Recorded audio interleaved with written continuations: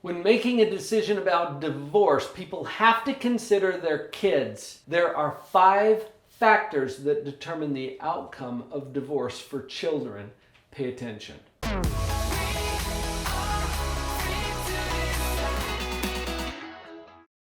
This video is coming from my background as a child custody evaluator for the courts. I did this for almost 13 years. Honestly, it's yuck work. This is not fun.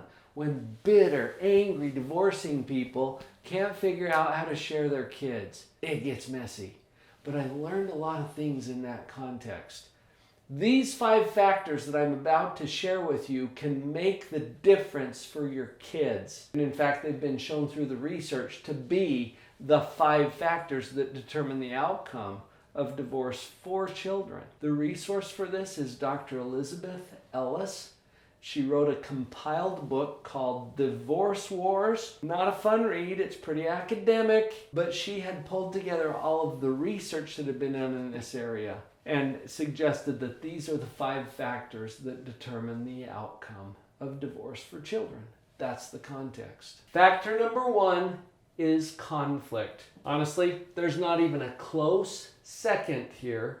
I'll tell you what 2, 3, 4, and 5 are in just a minute. But conflict is number 1, and specifically conflict about or related to the children between the parents. We're set up for failure here because in a divorce situation, the conflict can get very intense between the parents, and it's usually about the things that are the most important to them.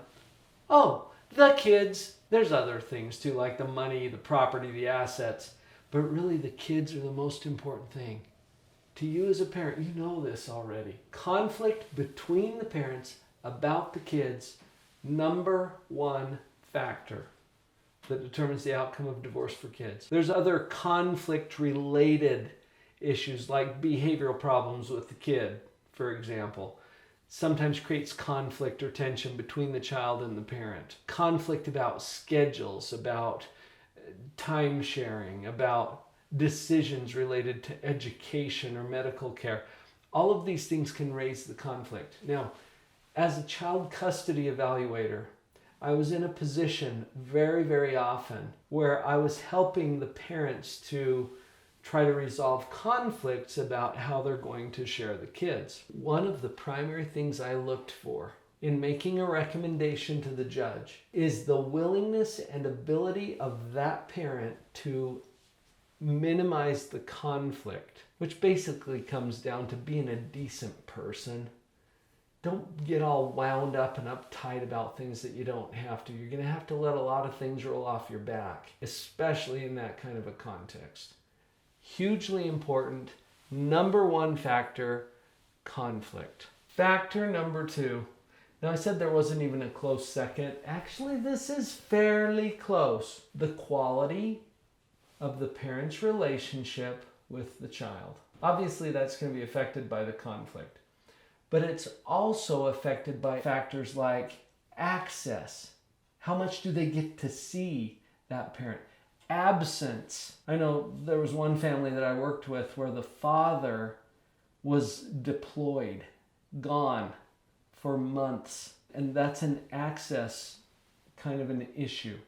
That affects the children's relationship and therefore their adjustment to the divorce. Visitation arrangements, alienation dynamics. This is something that was coined originally by Richard Gardner, a psychiatrist who had studied parental alienation, and I think he was the one who first coined the term. It's an active or even a kind of subversive attempt to alienate the child from the other parent. This is not healthy for the children. It hurts their adjustment and their development.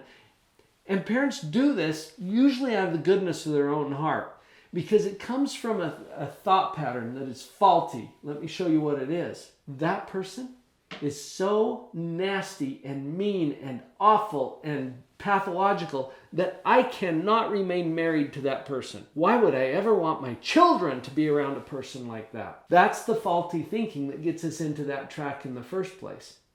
And so there's an attempt now to sabotage or alienate that child's relationship with the other parent. What you're doing is hurting your child. Knock it off. I can tell you that here on the video. If you're here in the office, you'd probably fire me. But you got to hear this because it's true. You're hurting your child. If you try to alienate your child from the other parent, that harms the child's adjustment to this divorce. So I got to shoot straight with you. Okay, and hopefully you'll forgive me for that. Be aware of it. Don't be guilty of something that is damaging so many children around the world. Related to this whole alienation dynamic, which is hurting the kids, is a preoccupation that the parent has with the other parent. This is going to irritate and annoy some people too, because really you need to live your own life. Stop blaming the other parent for where you are and own your position. A preoccupation with the other parent often looks like focusing on the things that they're doing that you don't approve of, focusing on their weaknesses, focusing on the ways that they've hurt you in the past. And I'm not saying they didn't hurt you. They probably did. But your preoccupation with it creates a dilemma for your child that affects this particular factor, the quality of the child's relationship with either or both parents. Factor number 3 is the emotional stability of the primary caretaker. This is something that I paid a lot of attention to when I was an evaluator, because I want to make sure that whoever's taking care of these kids is sane, or at least reasonably sane, so that they can meet the needs of the children. The emotional stability of that primary caretaker also affects that child's sense of security, their ability to have a relationship with the other parent, their freedom to simply be children and not have to take care of mom or dad and their emotional needs.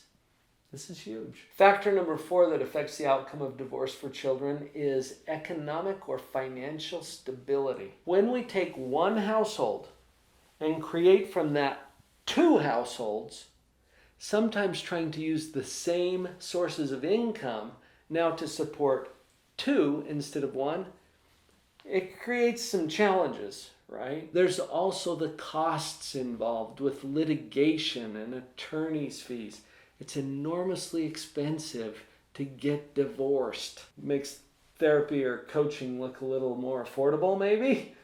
Well, I've got opinions about that. But the financial hardship that sometimes hits, sometimes the primary caretaker, mom for example, has been home with the kids. Now that the divorce has happened, she needs to return to the workforce, and that changes the dynamics of the family. Sometimes there's moves that occur to accommodate employment or other needs of the family.